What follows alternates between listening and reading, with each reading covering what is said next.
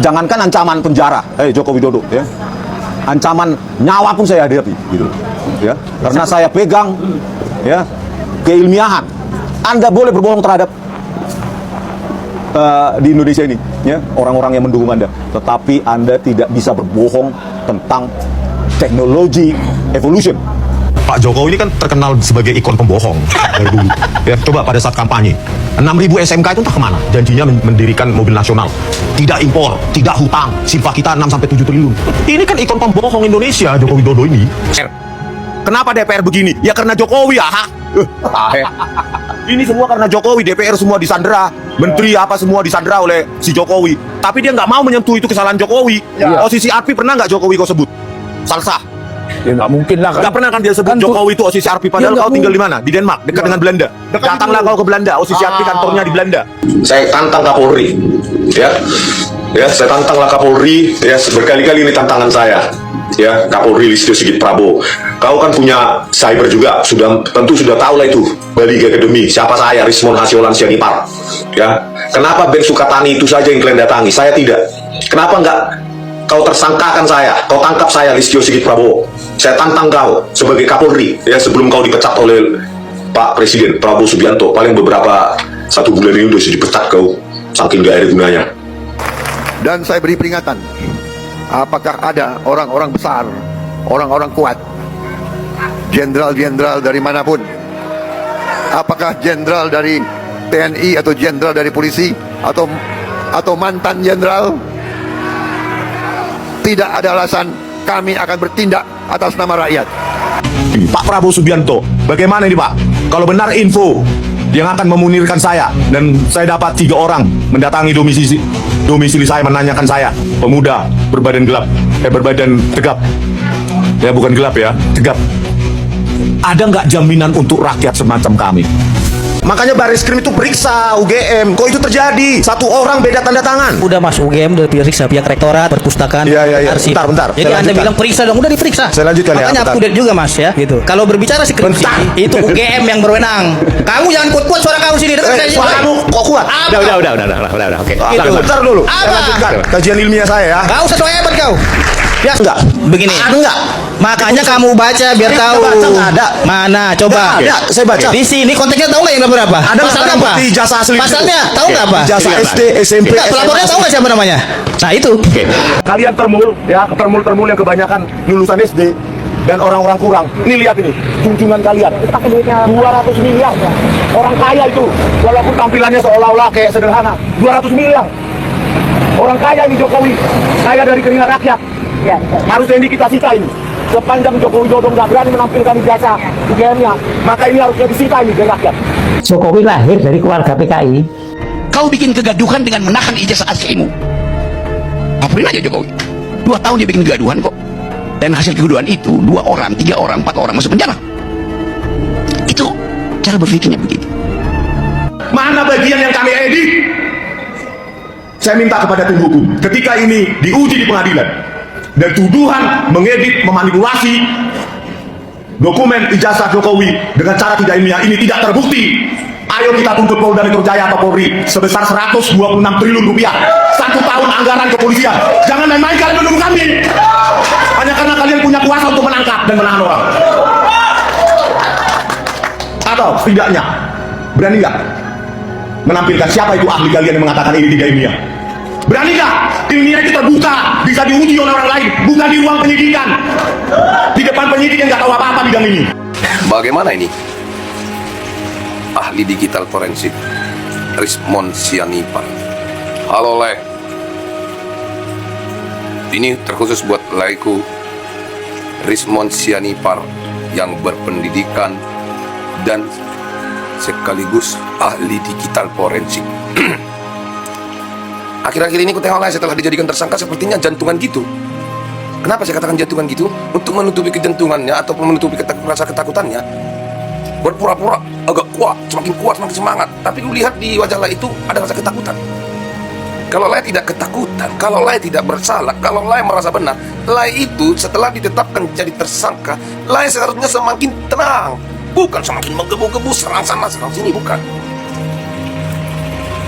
Saya kenal Lai. Saya kenal Lai. Lai itu ahli anak putra daerah Baligi. Ya, Lai Rismon. Selama ini aku semangat melihat video-videomu yang diviralkan oleh netizen-netizen. Nyali mental, saya salut melihat Anda. Tapi sudah tinggi mental dan nyali Anda pada yang lalu-lalunya. Kok melebihi lagi, lebih tinggi lagi di sini emosinya? Bagaimana sih? Jangan tunjukkan rasa ketakutan kita itu.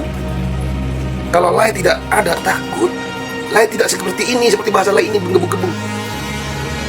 Kalaupun ada rencana Lai mau menuntut 126 miliar untuk anggaran 1 tahun di pihak kepolisian, itu seharusnya Lai nggak usah ungkapkan, simpan di sini. Karena apa? Polisi ataupun penyidik kepolisian Polda Metro Jaya belum tentu berpihak ke Lai dan belum tentu berpihak ke Jokowi. Kenapa saya katakan itu? Ingat, saya buat ini, video ini tidak ada pro A dan kontra sini, tidak. Saya berbicara ini dengan jujur. Dan saya tidak ada membela Jokowi, tidak ada membela kubu Roy beserta grup Lai, tim Lai, dan saya pun tidak ada membela pihak kepolisian Polda Metro Jaya. Ini menurut analisa saya, ya, menurut analisa saya. Kalau penyidik Polda Metro Jaya mungkin hal seperti ini dibuatnya untuk mengungkapkan kebenaran. Kenapa kita katakan? Karena Polri itu orang terdidik, ya, apalagi yang sudah pangkat-pangkat pamen sampai ke pati, kebanyakan sudah terdidik. Kenapa kita katakan gitu? Mungkin penyidikan di Polda Metro Jaya itu melakukan hal seperti ini, itu beserta dengan Roy Suryo dan Dr. Dipa, ya, Dr. Dipa dijadikan tersangka supaya trik kepolisian ini bisa mengungkapkan yang sebenarnya. Dia saya katakan sekali lagi, ya, saya katakan sekali lagi. Pihak penyidik Polda Metro Jaya menjadikan Roy Suryo dan kawan-kawan menjadi tersangka. Jangan terus kita salah paham kepada pihak kepolisian penyidik di Polda Metro Jaya. Terus karena penyidik suka-sukanya membuat kami tersangka. Jangan. Penyidik kepolisian Polda Metro Jaya itu belum tentu berpihak kepada Jokowi dan belum tentu juga berpihak kepada lain. Mungkin sekali dengan trik inilah pihak kepolisian Polda Metro Jaya bisa mengungkapkan yang mana yang benar, yang mana yang salah. Benarkah ijazah ini asli? Atau benarkah tuntutan oleh Roy Suryo beserta dengan kawan-kawan dan Rismon Sianipar? Mungkin itu makanya pihak kepolisian penyidik di Polda Metro Jaya membuat trik seperti ini, Lai. Jadi jangan tunjukkan Lai itu rasa ketakutan seperti itu setelah dijadikan tersangka. Dari wajah Lai nampak, dari wajah orang itu nampak, Lai, bahwasanya itu emosi betulan, emosi karena buat-buatan, terpaksa karena ketakutan atau dibebani pikiran, nampak dari wajah. Tidak bisa dibohongi dari wajah itu, Lai. Jadi ku tengok ini akhir-akhir ini, selama ini Lai memang emosinya tinggi, tapi ini beda. Sampai gini kau bilang, 126 miliar anggaran kepolisian setahun. Ini sampai gini semua, Lai. Jangan. Ingat, Lai, manusia tidak pernah luput dari kesalahan.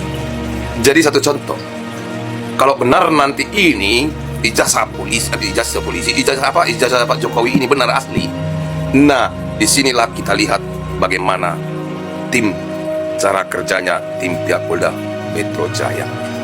Kenapa? Mungkin trik-trik yang lain tidak ada. Trik terakhir inilah mungkin trik mereka untuk mengungkapkan mana yang benar, mana yang salah. Jadi jangan karena Lai itu beserta dengan kawan, ya, Lai Rismon Sianipar, anak Baligi, ya, jangan karena Lai itu beserta dengan kawan Lai itu ditetapkan jadi tersangka, Lai itu terus emosi ini, terus berpihak. Polisi berpihak ke Jokowi, ini begono, kita tuntut nanti anggaran setahun Polri dan gajian mereka. Itu tak perlu Lai ungkapkan, simpan di dalam hati. Lanjutkan terus.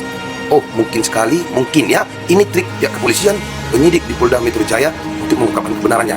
Nah, biar kami dijadikan tersangka. Apabila kami nanti sudah tersangka, ternyata Insinyur Jokowi Presiden yang ke-7 tidak bisa juga menunjukkan ijazah aslinya di pengadilan, berarti ternyata palsu, contoh kan gitu. Nah, disitulah tadi yang aku katakan tadi, Leris, mohon trik-trik tadi simpan semua di sini, nggak ada rencana lain. Mau menuntut 100 sekian miliar, mau ini begono, mau menuntut Jokowi seumur hidup apa segala macam karena sudah mengecewakan masyarakat, berbohongin. Itulah yang aku katakan tadi, simpan di sini. Jangan dulu bulbar, ibaratkan sepeda motor atau ibaratkan mobil knalpotnya racing gitu, gitu, jangan, ya. Berpolitiklah, berpikiranlah dengan kepala dingin. Hati boleh panas, tapi kepala harus dingin, Jangan mau terjebak. Maaf, saya bukan mengingatkan kamu, Lai Rismon. Kamu hanya saya ingatkan, bukan memperingati kau. Saya hanya mengingatkan, ya. Karena Lai itu merasa saya satu orang Batak kita. Jadi semoga Lai Rismon sukses.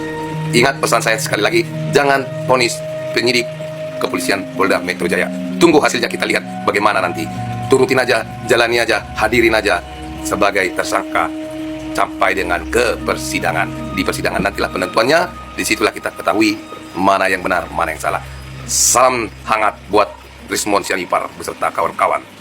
Dan semangat buat warga negara Indonesia. Semangat, semangat. Jangan pernah takut mengatakan yang sebenarnya. Salam hormat buat kita semua. Bapak bisa nyetir mobil, Pak? Bisa, nyetir mobil bisa, nyetir motor bisa. SIM? SIM punya, SIM A punya, SIM B punya, SIM C punya. Wah, lengkap. Yang nggak punya Yang SIM nggak apa? punya, SIM salah B. Bukan ijazahmu apa, bukan adu ijazah sekarang ini, bukan adu keterampilan.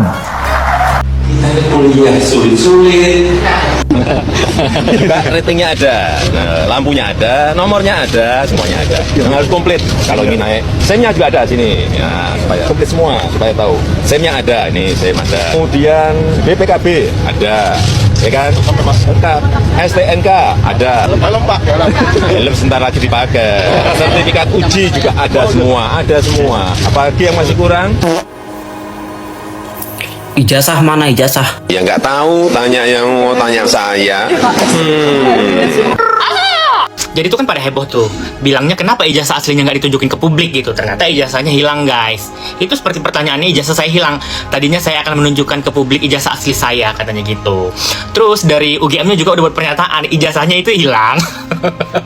Dan sudah diganti yang baru gitu.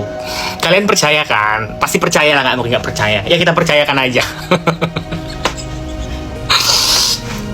Dan yang protes-protes Pak Jokowi ijazahnya palsu, hanya bisa protes, ya.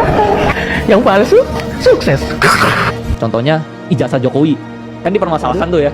Saya nggak peduli ijazah dia real atau ijazah dia nggak real. Tapi setidaknya dia udah jadi presiden, bro. Betul. Daripada yang lu profesor S3, tapi lu nggak jadi apa-apa. Gitu. Gue mendingan biarin, gue nggak peduli. Bahkan lu mau ijazah palsu, tapi dia presiden, bro. Daripada lu ijazahnya real, profesor S3, Tapi nggak berkontribusi lu nggak negara. berkontribusi. Ya, gitu. Jadi betul. dunia ini ijazah itu cuma on paper. Yang real itu lu bisa menghasilkan apa di dunia real? Ijazah Jokowi dimasalahkan, ijazah Gibran dimasalahkan, nanti sampai ijazah Jakarta dimasalahkan. Ya tapi apa?